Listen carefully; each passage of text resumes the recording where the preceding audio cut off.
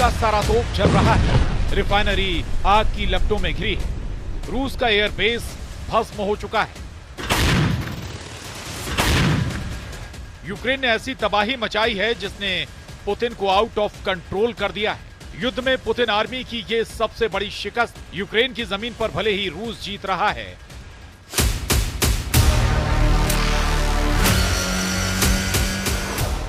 लेकिन खुद के इलाके में हो रहे हमलों ने रूस की सेना का गुरूर तोड़ डाला।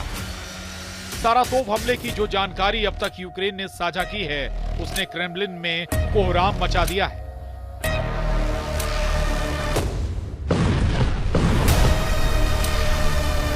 ग्यारह फरवरी की सुबह 4 बजे यूक्रेन ने रूस में घुसकर सारातोप पर हमला किया। यहां वोल्गा नदी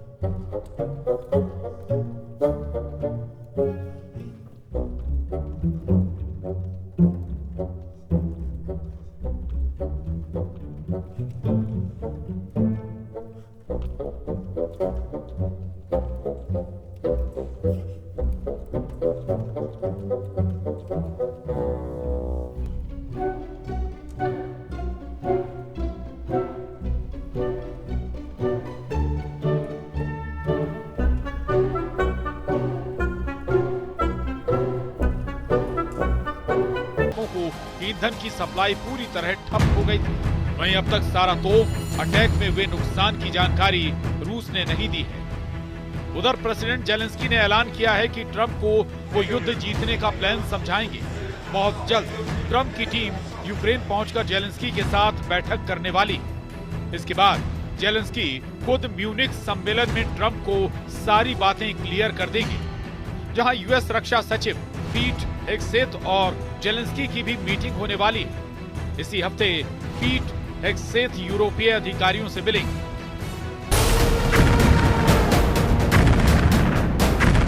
जेलेंस्की फिलहाल ट्रंप और पुतिन की फोन पर हुई बातचीत को ज्यादा भाव नहीं दे रहे हैं। जब से ट्रंप ने उनसे बात करने की हामी भरी है, जेलेंस्की का जोश हाई है। ट्रंप ने अपने सबसे भरोसेमंद जनरल कीथ केलॉग को यूक्रेन भेजने का ऐलान कर दिया है। ट्रंप ने जनरल कीथ को गेम चेंजर बताया।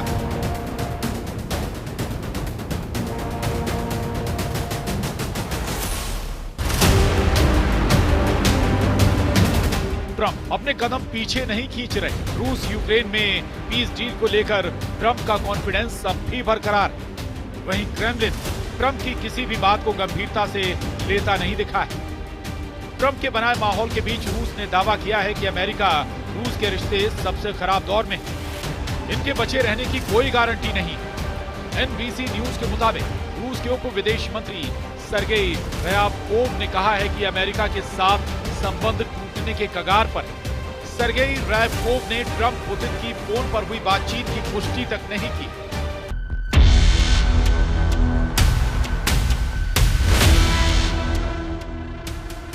रूस ने ट्रंप को मैसेज दे दिया है, क्लियर मैसेज, बातचीत हो सकती है, लेकिन समझौता सिर्फ और सिर्फ पुतिन की शर्तों पर होगा। यानी ट्रंप की दादागिरी यूक्रेन में नहीं चलेगी। जिस युद्ध को पुतिन ने शुरू किया है, खत्म भी वही करेंगे। खत्म करने का स्टाइल भी पुतिन का होगा। 3 साल से चले आ रहे युद्ध में ट्रंप को सरपंच मानने से पुतिन ने साफ मना कर दिया। रूस यूक्रेन के कई हिस्सों को अपने देश में शामिल करने की शर्त पूरी करवाना चाहता है। पुतिन का प्लान है कि जेलेंस्की की ज्यादा से ज्यादा जमीन पर रूस का कब्जा हो जाए। ट्रंप ने भी इस बात का सिग्नल एक इंटरव्यू में दिया है, जिसमें ट्रंप ने बताया है कि किसी भी दिन पूरा यूक्रेन रूस का हिस्सा हो सकता है। क्रेमलिन प्रवक्ता दिमित्री पेस्कोव ने भी ऐसी ही भविष्यवाणी कर रखी है।